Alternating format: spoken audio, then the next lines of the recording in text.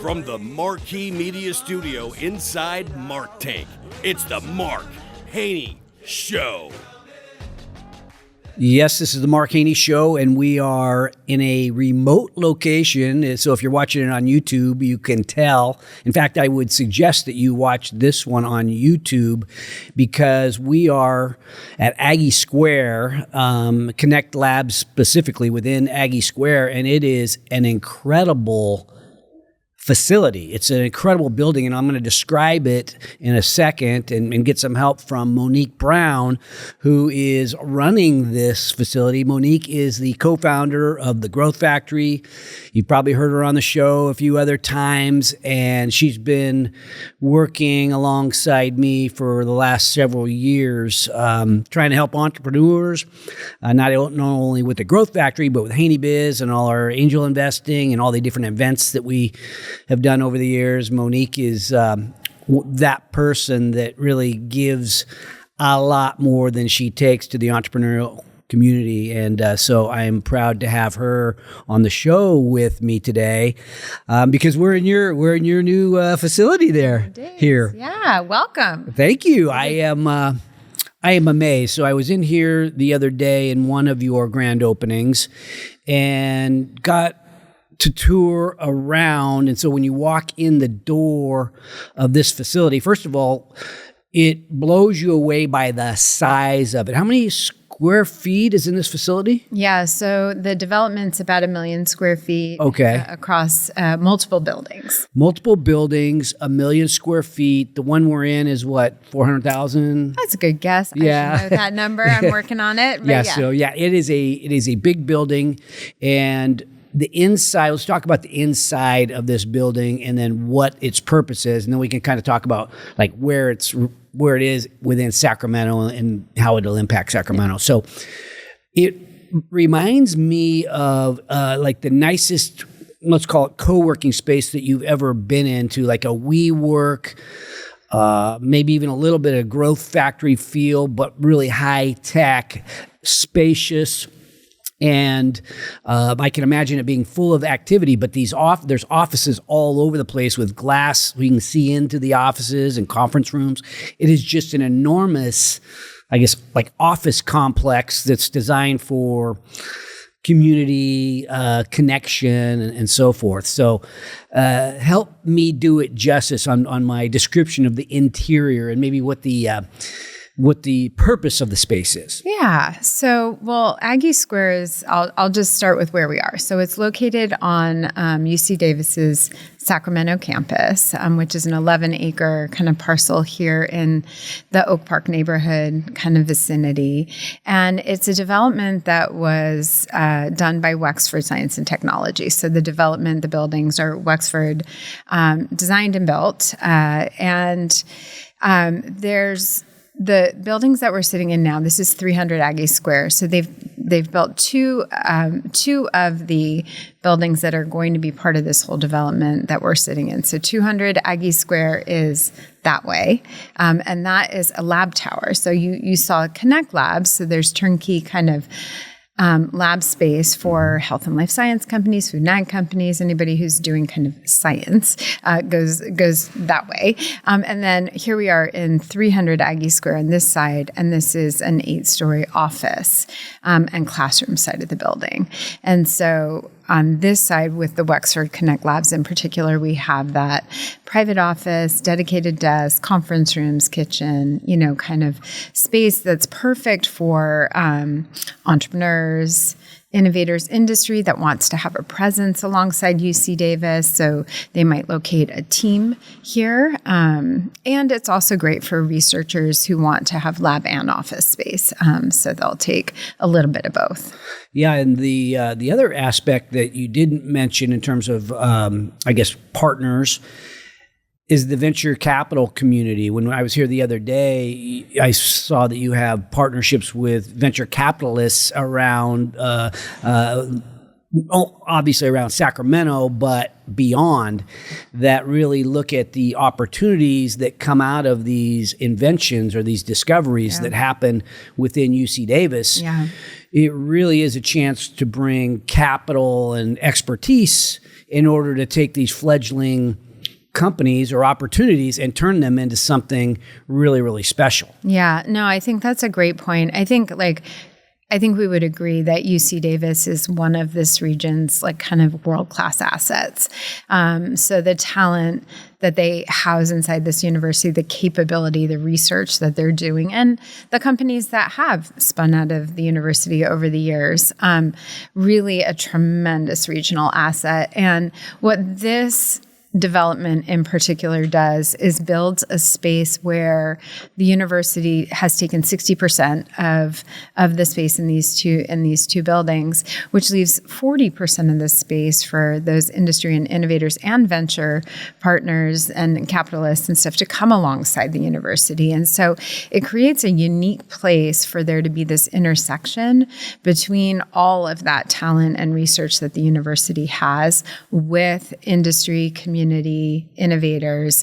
And, from that, you can build some pretty compelling ventures. And that's the hypothesis, right? Is that that's what will happen here. Yeah. So many companies spin out of UC Davis. And I think it's fair to say that the Growth Factory has been a little bit of a glue in investing into some of those companies that have spun out. But many companies that have spun out have decided not necessarily to stay here at the very beginning, and so they end up being somewhere else. Yep. So Growth Factory has helped some, but why would you leave? If you are spinning out now, if you're spinning out of UC Davis with an idea, you're incubating it here in the lab space, in the wet lab space potentially, and there's no reason to leave. You've got the incredible place to build your company and get it to a size where maybe you might outgrow the facility here, but you don't need to move somewhere else in order to build a company. It's all here. Yeah. I mean, again, that's the hypothesis, is just like, you're absolutely right. Like historically, we've lost a lot of talent and ventures to the Bay Area and beyond. The kind of the pull was in the wrong direction, in my opinion, but we didn't have an asset like this to capture that talent and keep them here. And so the hope is that by providing this infrastructure, we have a place, and then it's our job, like organizations and investors like the Growth Factory, and others. It's our job to then bring capacity, bring capital, bring community into this space, because that's really the glue, right? Like you need the place, but you have to fill it with the right people and partners. And so that's what we're working on. And I think that there's tremendous opportunity, but there's a lot of work ahead. And, there's a lot of people who are rolling their sleeves up, and UC Davis has, you saw, Don Taylor from UC Davis Health Ventures. He's in the building. Venture Catalyst is in the building. So UC Davis is bringing all the right people to the table. And now it's up to us, to catalyze the rest. One of the things that stands out to me as well is the cool factor associated with the design of the building, the color schemes and the modern way it's laid out with a concrete floor that's polished and looks really cool, and then carpets sort of mixed in. It's got a cool factor, which I think would be different than the typical classroom setting that you might see or any other government building that you might see. This is built so that it's attractive in a way that makes you feel like you're at the place. Yeah. Well, this is what Wexford does incredibly well. Claire Drummond was the lead on this, and she's a phenomenal just phenomenal young talent who, oversaw the development of this project, the design teams that they worked with, Smith Group and ZGF have had a hand in, all of the finishes and stuff. But if you look at these projects, there's 17 of them across the country, where they come alongside university, where Wexford comes alongside a university anchor like UC Davis to build these spaces. And and they are incredible, all of them. I mean, I've had the opportunity now to go to 2 of the other sites. I look forward to seeing a few more, but without question, this is one of the reasons that they're such a compelling partner for universities, because they build spaces that function really well, but they also build spaces that you want to be in. Yeah. So were the other 2 that you looked at similar in terms of, I guess, quality? Oh, yeah. In terms of quality, absolutely. Varying in size, and it really depends on the geography and the university partner and the needs and stuff like that. But we just opened for MLK in Baltimore alongside University of Maryland, Baltimore. And so they're a couple of months ahead of us, and they're cranking right along and doing a great job there. And then I had the opportunity to visit our Phoenix location as well, in partnership with ASU, and they also have a community college located in the building. NIH is in that building, and so again, really compelling spaces. And the thing that's really interesting about Wexford is they consistently build in what I would consider secondary markets, and they often build in communities that have been historically underserved. And so really, in addition to creating these like really innovative spaces where universities can partner and collaborate with industry and innovators, they're also fueling a local economy. So there's a huge economic development component and community development component to the work that they do. And that's a huge piece of what I'll be working on here, is how do we bridge that gap between this campus and the community that surrounds it? How do we invite that community in? How do we help the resources on this campus connect better with community, whether it's from a research standpoint or a health standpoint, or an innovation standpoint? So yeah, I'm going to circle right back to that, but one of the things that people may be trying to digest is what is Wexford as a company. And the way I understand it is they develop buildings like this, but there's also, and they call that the hardware side of things, right? This is great hardware, but they also have a software side, which is Connect Labs and the programs associated with that. Yeah. And those are the people and the way that we would interact with each other. So it's not just build a building and let it go. It's build a building, but put the right programming inside with Connect Labs. And are there other programs besides Connect Labs that are sort of part of the software? Yeah. So the way that, that's, first of all, good job. As usual, you've digested and synthesized things really quickly, and that's a great description. So the Connect Labs is still a place in the sense that it's the turnkey lab space and office space. And then the knowledge community is what encompasses a lot of the programs. And so they've got Connect Labs in 4 other locations now. So relatively newer developments that are including the Connect Labs piece, and programming at multiple locations where, again, looking at how do we amenitize the space with things that will help build capacity in the tenant community. So whether it's bringing in office hours with investors or, speaking engagements or founder forums or what have you, things that really build capacity and support the tenants in the work they're doing. But then also things like, food trucks or yoga or, Science Fridays or Bring Your Kid to Work Day or whatever that are really building community and relationships too.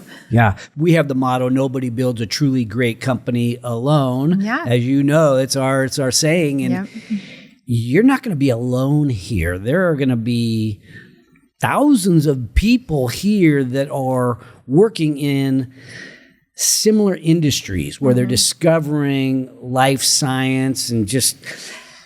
maybe we can walk through the type of industries that would be here because to me it's really high tech stuff that's can change the world. Yeah, it is world changing stuff. I think that I'm peeling the onion back, right? And learning, right? Like the incredible work that can be done here will be done here. And so I think that anybody can locate here, first of all. So it's not, you don't have to be in a certain industry to have space and connect labs. But who would really want to be here, has to be here, And I think a couple things that are in the building that are really interesting. I think the hypothesis specifically behind this space and the partnership with UC Davis is that innovators can go from concept to clinical trials all in the same place. And so if you are in med device or therapeutics or, intersecting with the healthcare system in any way or developing solutions for healthcare, is, you have the ability to have a single bench or a single desk get started, right? But then as you grow, the space can grow with you. But as you hit those key milestones and start to think about hey, we need access to,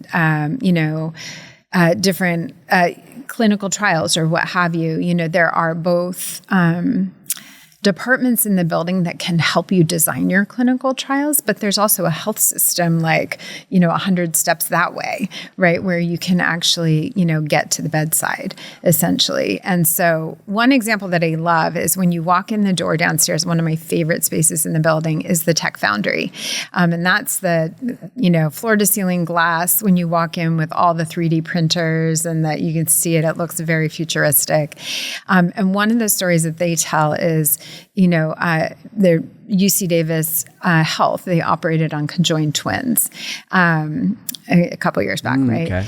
And this group, not yet here at Aggie Square, but this group was able to print a 3D model of the twins, including all the vasculature and everything ahead of surgery so that the surgeons could really practice and map out, kind of their approach to maximize success because obviously very complex situation.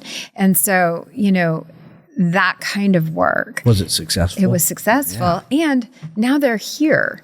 And again, they're just steps away from the UC Davis Health campus, right? So it's that kind of work that can happen here.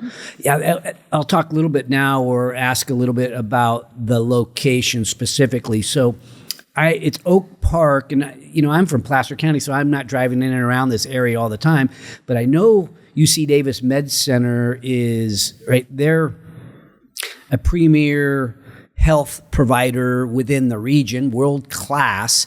And even though we're in Oak Park, which might be considered an underserved area, you've already got this hospital medical facility right here. So where we are in this center of innovation is right next to the hospitals, right next to the medical providers, the doctors and nurses and so on. So the proximity of just the regular world-class doctor is right there to communicate with as well. That's got to be an enormous benefit that the world-class medical providers are right here next to people who are developing world-class innovation and maybe don't understand exactly how it goes into the actual practice of the doctor using it, but they've discovered a gene therapy or something else that is, cutting edge, and you can have some real-world, collaboration. Yeah, exactly. I mean, I think that, again, that's the hope, is that we'll see even more of that. And I think that with Venture Catalyst in the building and with UC Davis Health Ventures in the building and others, they have, other departments in the building that can support, but the people who know how to help researchers emerge from the university and begin to commercialize their research are here. And then again, bringing in, investors like the Growth Factory, and we had New Path Ventures here during the grand opening and others like that, bringing that in alongside that now that the company has, spun out or is spinning out of the university, to then bring in, the funds, but also hopefully, the network of business leaders and executives that know how to build. Can you describe Venture Catalyst real quick, and then also the fund and how they sort of help launch these companies? Yeah, it's a good question. So UC Davis Health Ventures, and I again, I don't want to misspeak. So UC Davis Health Ventures, I think, is just really getting started and is looking at companies both within the UC Davis system, but they do entertain investments outside of the system. And I think they're really looking at things that could impact the health system, right? So it's a venture fund that makes investments into these startups. Yes. And Don Taylor is doing a great job leading that. And he told me they made their first investment. They have made investments, and they have also formed some really compelling partnerships already. So they have an agreement. UC Davis has signed an agreement with a South Korean group called Flan, and that is to hopefully serve as a soft landing spot for startups from South Korea that want to enter the U.S. market. And so that's the other thing that I think is really interesting for this space in particular are these international companies that want to enter the U.S. market. They really feel like California is a good place to land. And within California, Sacramento has a lot to offer. I think it's a very nice on-ramp into both California and the U.S. market. And we're seeing a lot of interest from delegations from both Europe and Asia in having space here and helping companies get plugged in here. So I think that's really interesting and compelling. And certainly having UC Davis Health Ventures in the building and looking at those opportunities is also a bit of a magnet for that. And then Venture Catalyst, that team is amazing. I love that. Our event coming up May 28th. I'm co-hosting our first event with them, but they do a lot of kind of education and capacity building within the UC Davis ecosystem. So really helping the talent on campus, whether it's students or researchers, really move their enterprises forward. So thinking about the sort of the intersection between entrepreneurship and tech, Aaron Anderson, our good friend, I know he teaches as part of the entrepreneurial group over there. They have the Big Bang Theory. They have different things that they do around entrepreneurship and educating entrepreneurship. Is that something that is staying in Davis, or does some of that come here? Yeah. How does that work together with this? Yeah, it's a good question. Both. Okay. And so Big Bang is tonight, and Nikki Peterson and team run that, and that's alongside the Graduate School of Management. I believe that majority of that will stay on main campus. Aaron Anderson runs the Student Startup Center, undergraduates, and just had a phenomenal showcase with 13 student teams, had about 650 people show up for that. He's doing fantastic work, and I would love to have Aaron over here full time, but I think he has, we're working on the potential for, are there parts of the program or semester programs that can also take place here? Yeah, I have to imagine that being exposed to what's happening in this facility could be very inspiring to people who are maybe going through a class, maybe building their first business within the classroom setting. But seeing now here more real world, these are the people who are actually putting money into businesses, and risk is being taken in order to, you got to rent an office space. It's not free. Yeah. So it's kind of like the next level. Yeah. Well, and he's launched these really cool programs called Hacking For, and he's done a Hacking For Healthcare, Hacking for Climate, and is looking at, I think in the fall, a Hacking For the Neighborhood. And so these are really innovative, hands-on problem first programs. And what I mean by that is that students, instead of like designing a solution in search of a problem, right, they're really doing the upfront work to understand problems in healthcare, problems, with climate tech and in general, problems in the neighborhood. Like, where are there meaningful problems to solve? And then how might we solve them? And that's the hacking for, like, how do we build solutions that address these problems in a compelling way? But a huge piece of that is that customer discovery and problem discovery, which involves getting off campus, having those conversations. And so here, obviously hacking for healthcare, directly aligned with the work that's being done here. But again, going back to the location in the Oak Park community, if you think hacking for the neighborhood, and we're thinking about, workforce development, access to healthcare, equitable, access to education, or whatever it happens to be, like the problems that they're looking to address, this neighborhood is a great resource and partner to think about what are some of the most compelling problems that we continue to be challenged by, and how might these students really partner with community members to begin to design impactful solutions. So let's talk about how it's changing the neighborhood a little bit. So here we are in Oak Park. You've already got the business community feeds off of all these employees that are down here as doctors and nurses and janitors and that kind of thing, already a part of this. And so it feeds local, eating and services and things like that. You're talking about taking it a step further, where the people that live in these neighborhoods, they actually are invited in to absolutely be a part of seeing, come in and kick tires and imagine how they might fit into this ecosystem. Yeah. I mean, they're a critical element, right?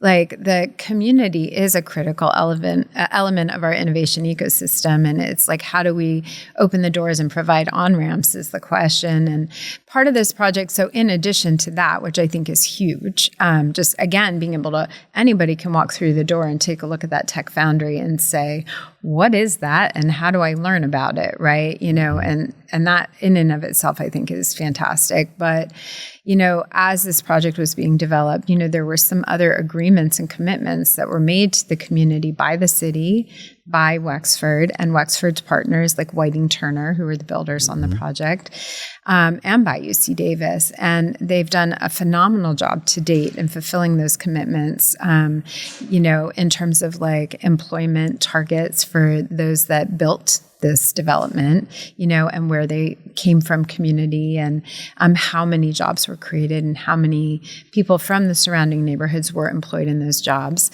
Housing subsidies to help people stay in their homes as, the development, goes on. The hope is, rising tide lifts all boats. Obviously, sometimes there's concerns around, the increase in housing costs and how that affects existing residents. So the city has stepped up and provided, in partnership with some local nonprofits, housing subsidies and stuff like that.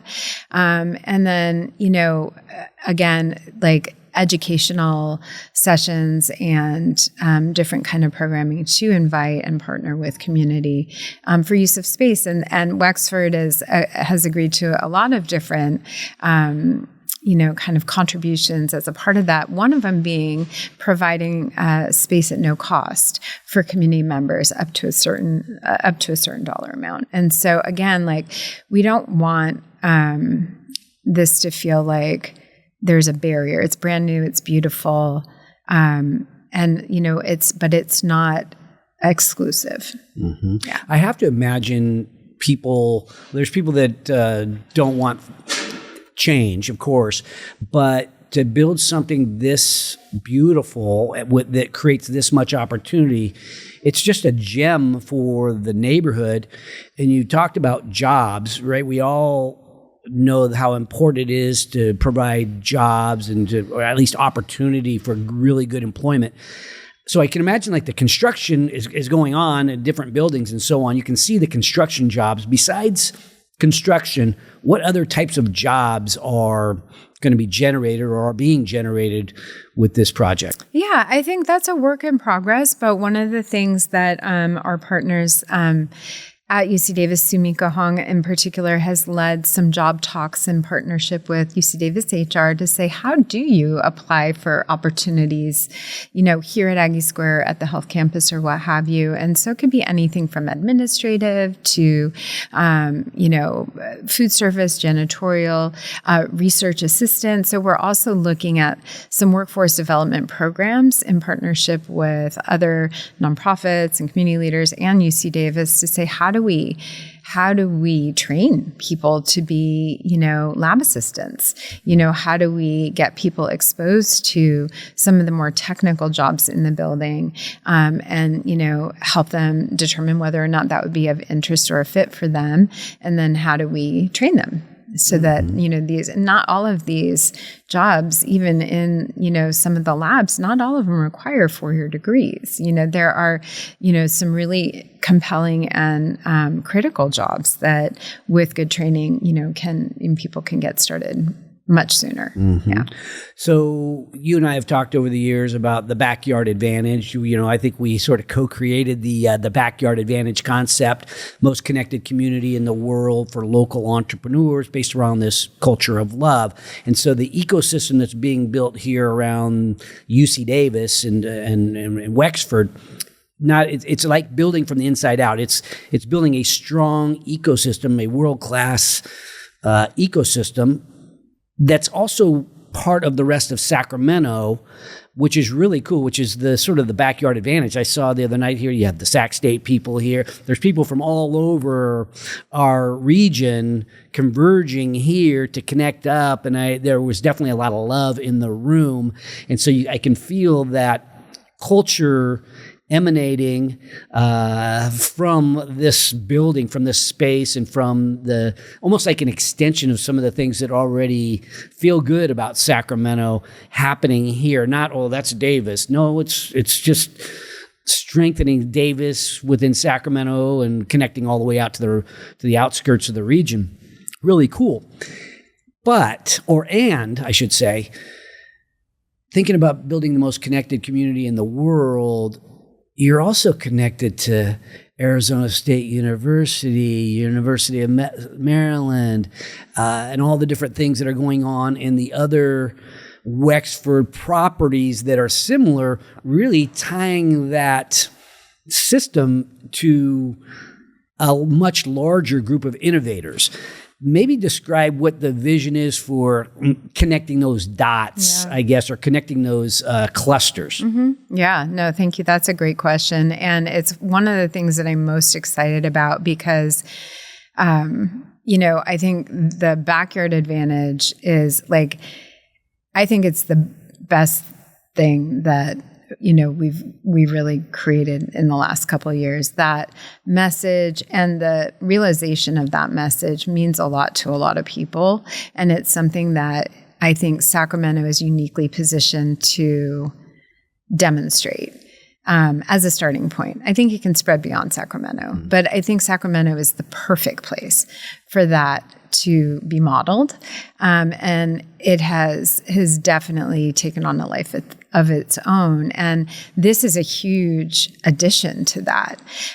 But you're right. It's also a gateway then to expanding the backyard. And I think that what we're already seeing, and I've been here now doing this for about 2 months, so I feel like hopefully 80% of what I'm saying is correct. I'm working on it. But what I'm most excited about is how do we then take these knowledge communities in these different geographies and start to understand where the intersections are.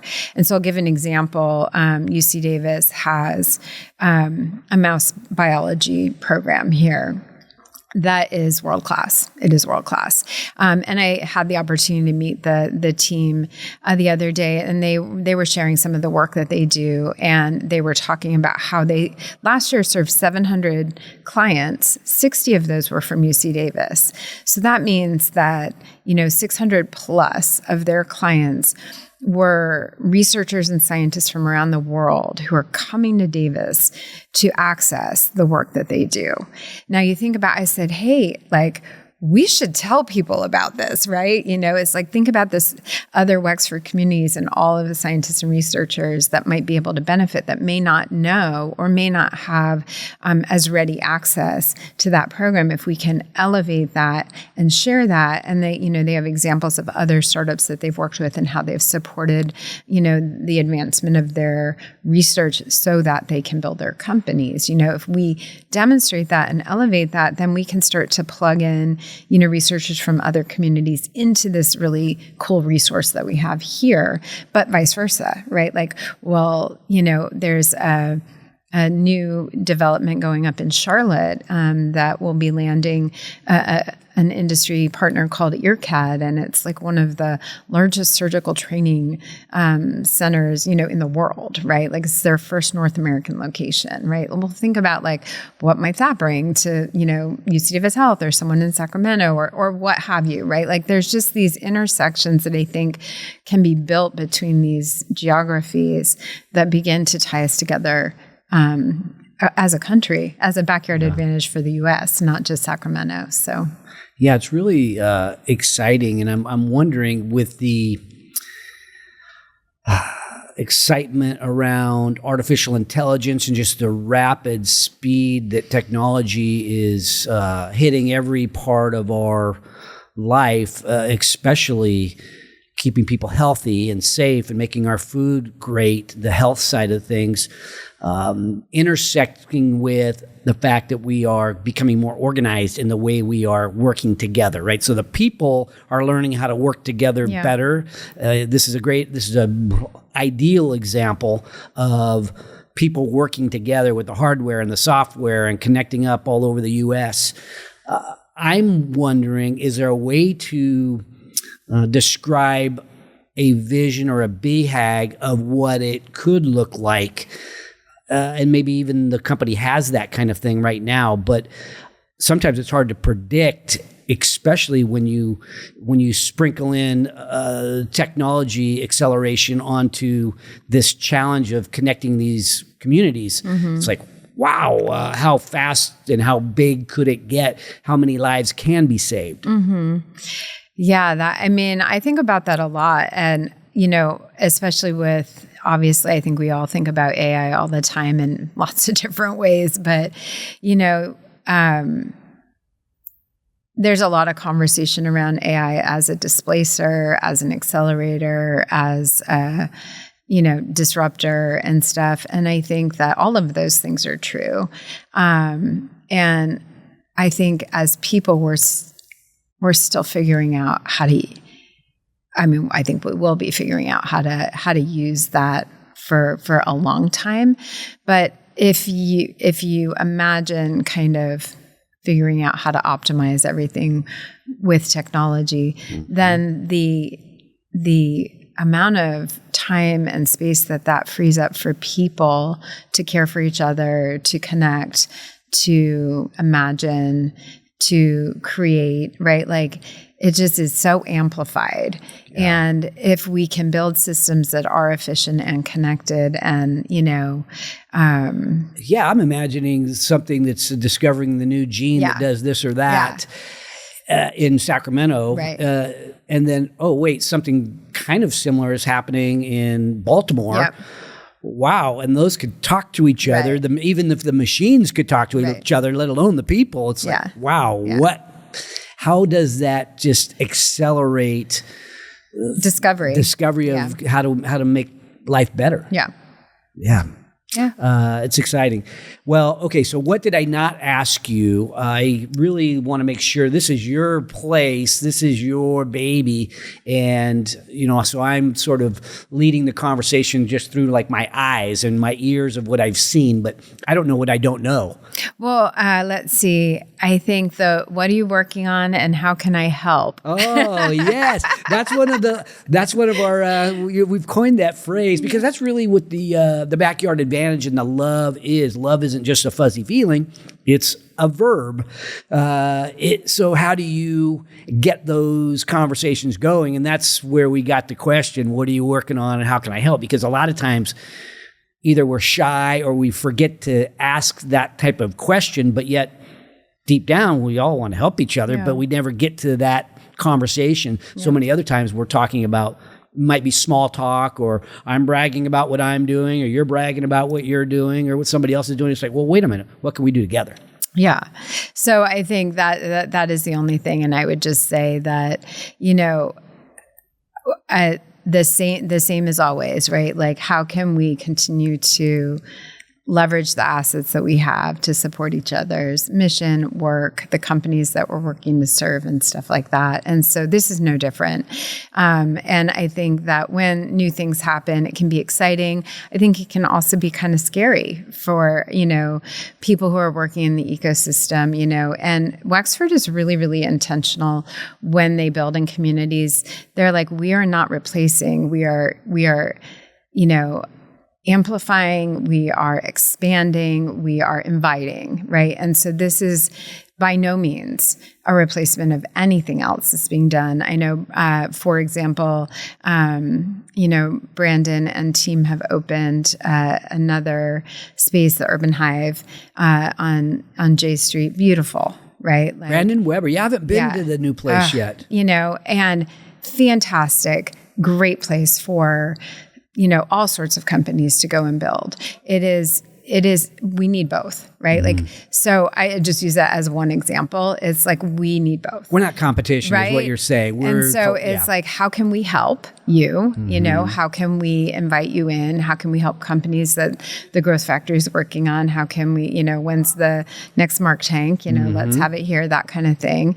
And then, as you see, companies come through your pipeline, it's like, letting them know, hey, that might be a good place for you to go and build, depending on the company. And actually, like there's I heard somebody talking about some special you guys have for space you have rental. A special right It's now. like you get 3 months. Do you get 3 months free or something like that? That's Travis's grand opening special. So come talk to me. I love it.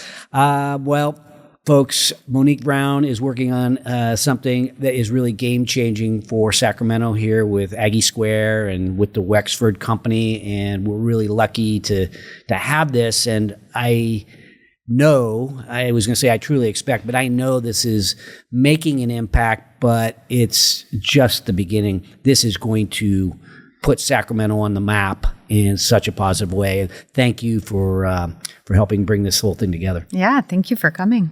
You bet. Thanks for watching today's show. My goal for every episode is that you find a takeaway, something tangible you can use in your business today.